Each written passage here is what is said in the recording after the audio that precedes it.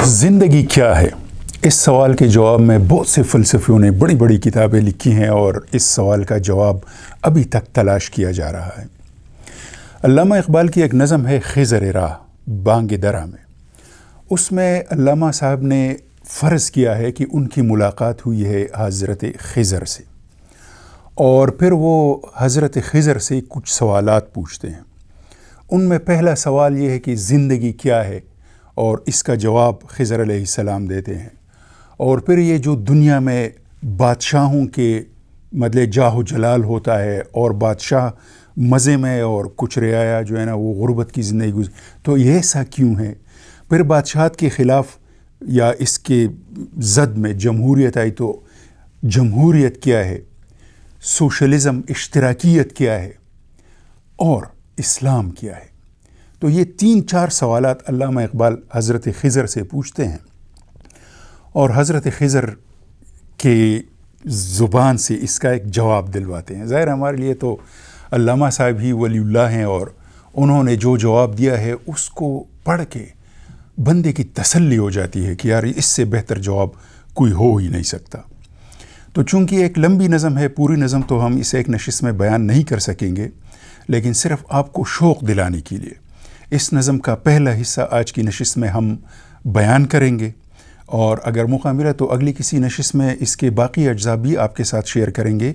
लेकिन पहले आते हैं ख़िज़र राह के पहले हिस्से की तरफ, जिसका उन्वान है शायर। मसलन इसमें एक उन्वान है शायर, दूसरा है जवाब ख़िज़र, क्योंकि अल्लामा इक़बाल ने उससे पूछा कि तुम सहराओं में क्यों भटकते फिरते हो और क्यों तुम शहरों में नहीं आते। और एक सवाल है कि ज़िंदगी क्या चीज़ है, तो इसका जवाब बहुत ज़बरदस्त है। और फिर है सल्तनत, बादशाही क्या चीज़ है, और फिर है सरमाया और मेहनत यानी कैपिटलिज़म और क्या कहते हैं इश्तराकियत, सोशलिज़म या कम्युनिज़म, क्योंकि ये अल्लामा इक़बाल के उस दौर में दुनिया के टॉप लेवल के मौज़ूआत थे। एक तरफ दुनिया इंडस्ट्रियलाइजेशन और कैपिटलिस्ट मार्केट की तरफ तेज़ी से बढ़ रही थी और लोग मालदार हो रहे थे, और दूसरी तरफ सोवियत यूनियन में जो सोशलिज़म है या कम्युनिज़म है वो मुसलसल एशिया पे अपने पंजे गाड़ रहा था और लग रहा था कि पता नहीं पूरी दुनिया में सोशलिज़म नाफिज होने वाला है। और आखिर में दुनिया इस्लाम के बारे में अल्लामा इक़बाल ने ये गुफ्तगू की है, और दुनिया इस्लाम उस वक्त ये हालत थी कि पूरी दुनिया में एक इस्लामी मुल्क भी आज़ाद नहीं था। पूरी इस्लामी दुनिया या को लोग बरतानवियों के ग़ुलामी में थे या फ्रांसीसियों के ग़ुलामी में थे या इतालवियों के ग़ुलामी में थे, ख़ुद आज़ाद नहीं थे। तो उस मायूसी के दौर में अल्लामा ने जो उम्मीद का पैगाम दिया है और जो हरकत का पैगाम दिया है हैरत अंगेज़ है। बहरहाल हम शुरू करते हैं शायर से।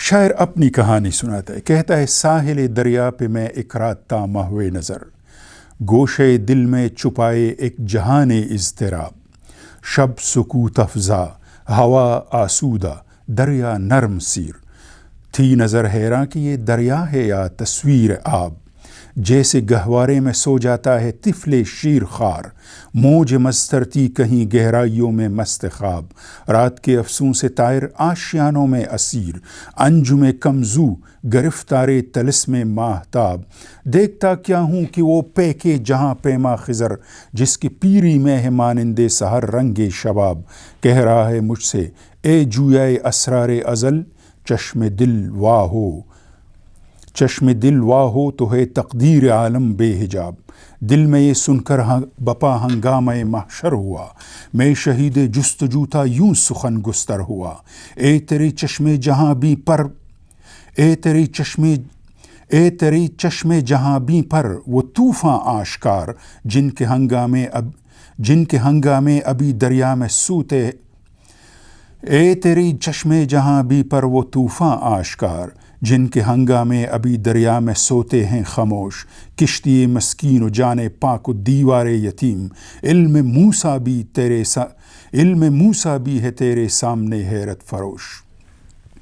साहिल दरिया पे मैं एक रात ता महवे नज़र। अल्लामा साहब कहते हैं कि एक रात का ज़िक्र है, मैं दरिया के साहिल पर इस तरह चल रहा था और दरिया की तरफ देख रहा था, और दिल में इज़्तिराब परेशानी का एक तूफ़ान उठ रहा था। जबकि रात सकूत अफ़ज़ा थी, بہت خاموش تھی، ہوا آسودہ تھی یعنی خوشگوار تھی، دریا نرم سیر، دریا نرمی سے چل رہا تھا، تھی نظر حیراں کہ یہ دریا ہے یا تصویر آب. اور مجھے ایسی حیرت ہو رہی تھی کہ پتہ نہیں یہ دریا ہے اور اتنا خاموش ہے کہ جیسے لگ رہا تھا وہ کہ دریا کی تصویر لگی ہوئی ہے. جیسے گہوارے میں سو جاتا ہے طفل شیر خار، موج مسترتی کہیں گہرائیوں میں مست خواب. اور اس دریا کی مست موجیں ایسی گہرائیوں میں خواب میں مست یعنی سو رہی تھی جیسے ایک بچہ اپنے گہوارے میں سو رہا ہے. رات کے افسون سے طاہر آشیانوں میں اسیر، چونکہ رات کا جادو چل چکا تھا اس لیے پرندے اپنے آشیانوں میں اپنے گھونسلوں میں قید ہو گئے تھے، یعنی گھونسلوں میں بیٹھے ہوئے تھے. انجم کمزو گرفتار طلسم ماہتاب، انجم ستارہ، کمزو کم روشنی والا. تو ٹمٹماتے ہوئے ستارے چاند کی روشنی کے سامنے دھیمے پڑ رہے تھے. دیکھتا کیا ہوں کہ وہ پیکے جہاں پیما خضر، پیک یعنی پے کرے جہاں پیما، وہ پیکر جو پوری دنیا کی پیمائش کر رہا ہے اور جہان بھر میں وہ گھوم پھر رہا ہے. جس کی پیری میں ہے مانندے سحر رنگ شباب، اس کی پیری بزرگی میں، اس کے بڑھاپے میں بھی رنگ شباب ہے، یعنی جوانی کی طرح مستی ہے اس میں.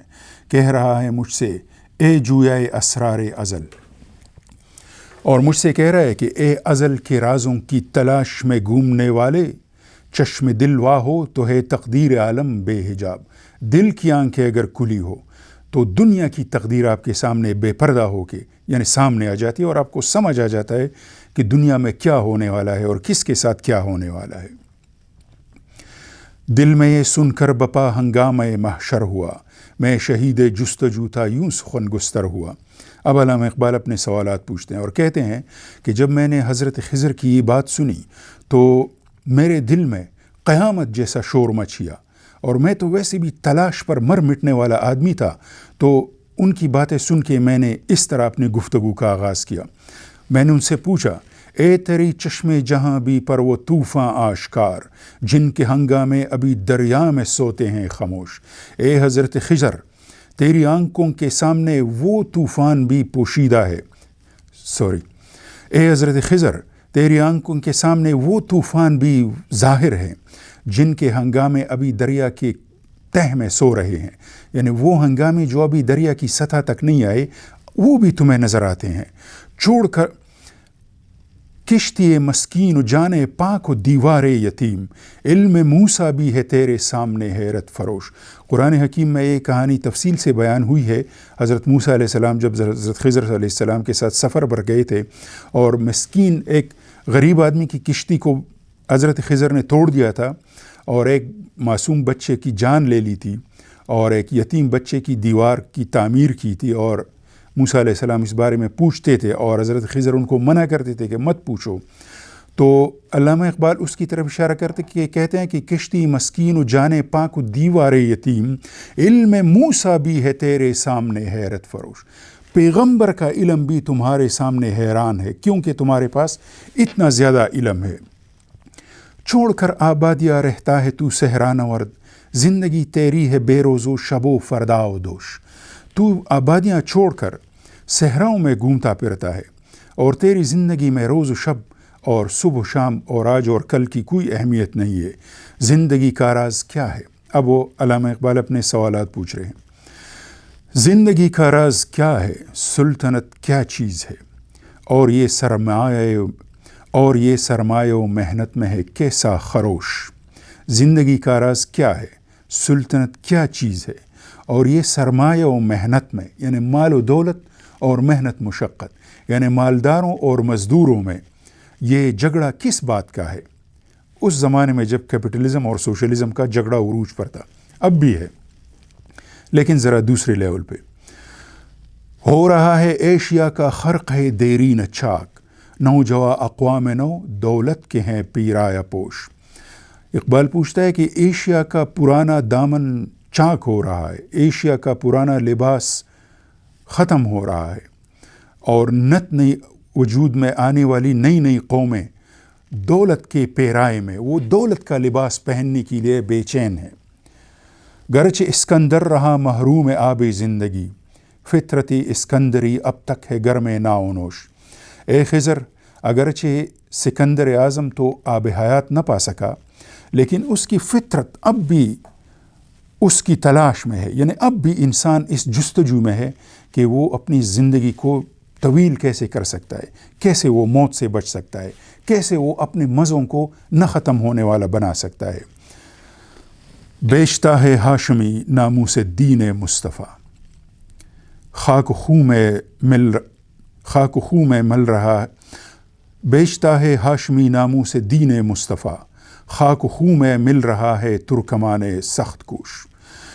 بہت ہی سیاسی شعر ہے یہ۔ 1920-21 میں جب خلافت عثمانیہ ختم ہو گیا تھا، اور اس کے ختم ہونے کی وجہ یہ تھی کہ عرب دنیا میں بغاوتیں ہوئی تھی خلافت کے خلاف، تو علامہ صاحب کہتے ہیں کہ جو ہاشمی ہے، آل رسول ہیں، وہ دین مصطفیٰ کی عزت کی سودے کر رہے ہیں، کیونکہ وہ انگریزوں کے ساتھ مل کر خلافت عثمانیہ کے خلاف سازشیں کر رہے ہیں۔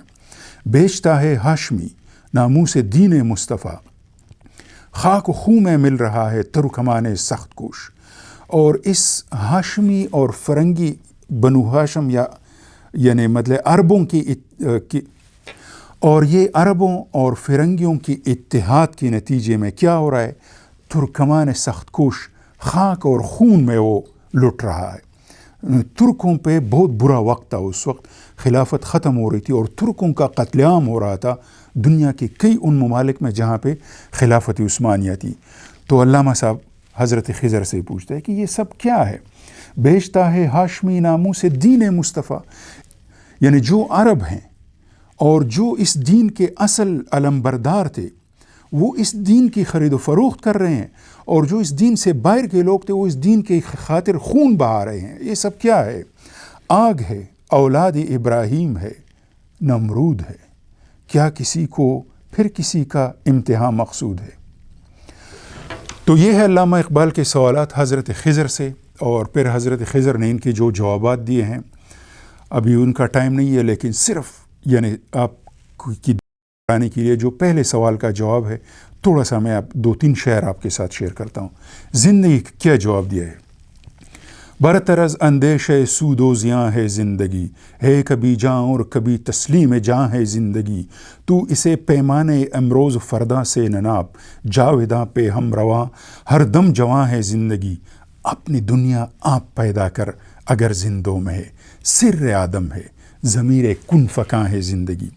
اقبال کہتا ہے کہ زندگی کیا ہے؟ یہ جو وسوسے دل میں آتے ہیں نا کہ اگر یہ کیا تو یہ نقصان، وسوسوں سے زندگی نہیں بنتی، یقین سے زندگی بنتی ہے کبھی جان اور کبھی تسلیم جان ہے زندگی، کبھی جان لینا زندگی اور کبھی جان دینا زندگی ہے۔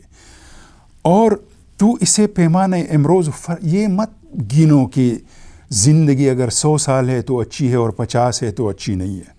زندگی ان روز و شب اور ماہ و سال کا نام نہیں ہے، جاوداں پہ ہم رواں ہر دم جواں ہے زندگی۔ زندگی تو ایک تسلسل کا نام ہے، اور اس میں بہت سے اشعار ہیں، لیکن یہ ایک شعر جو ہے نا یہ کافی ہے سبق حاصل کرنے کے لیے، اور اسی پہ میں ختم کرتا ہوں۔ اپنی دنیا آپ پیدا کر اگر زندوں میں، تم اگر خود کو زندہ سمجھتے ہو نا تو اپنی زندگی خود بناؤ۔ زندگی وہ ہے جو تم خود بناتے ہو۔ دوسروں پہ انحصار کرنا، دوسروں سے امید رکھنا کہ کوئی آئے گا، فلاں کی وجہ سے میری زندگی خراب ہے، فلاں کی وجہ سے میری زندگی بہتر ہو سکتی ہے، اس طرح کی سوچ والے لوگ کبھی بھی اچھی زندگی نہیں جی سکتے۔ اپنی دنیا آپ پیدا کر اگر زندوں میں ہے، سر آدم ہے ضمیر کن فکاں ہے زندگی۔ آدمیت کا راز جو ہے وہ کیا ہے؟ اور زندگی یعنی زندگی آدمیت کا راز ہے، اور ضمیر کن فکاں ہے۔ جس طرح اللہ تعالیٰ کہتے ہیں کن فیکون، ہو جاؤ تو ہو جاتا ہے، تو آپ بھی اگر اپنی زندگی خود پیدا کرو، اپنے زور بازو سے اپنا راستہ بناؤ، اپنے پیروں پہ کھڑے ہو جاؤ، دوسروں کے سہارے چھوڑ کر اپنے دل میں جھانک لو، تو پھر تم بھی کہو گے ہو جاؤ تو ہو جائے گا۔ اور اس طرح کے بہت سے اور بھی جادو منتر جیسے اثر رکھنے والے اشعار ہیں۔ خضر راہ کو باقی خود پڑھیے۔ بہت شکریہ۔